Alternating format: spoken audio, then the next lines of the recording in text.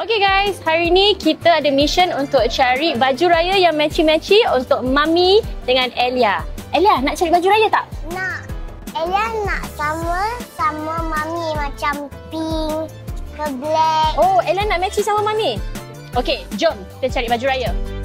Okay. Elia, cantik tak ni? Cantik. Elia nak ini. Okay, ni untuk Elia. Wah, matchy-matchy lah. Shall we go and try? Okay, jom. Mari kita try.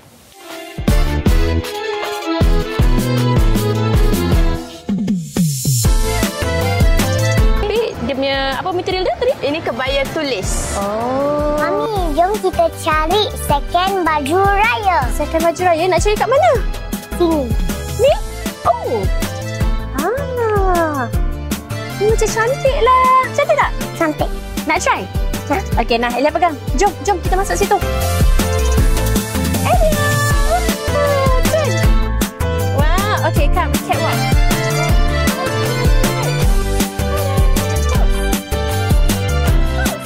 Okey Elia, tadi kita dah cari first baju, second baju, sekarang kita nak kena cari third baju. But just now tadi kita dah cari baju kebaya. Mungkin kita akan cari baju kurung pula lah. Okay? Wah, ni macam cantik lah baju kurung ni. Shall we try this one? Pergi ke sana. Sana.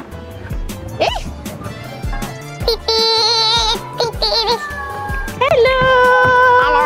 Hello. Okay, kita nak try baju ni size untuk Elia. Elia size apa? Size saya. How old are you? 6. 6. Okay. And then for me, I think I size M. M lah? Okay, boleh. Hai Zara!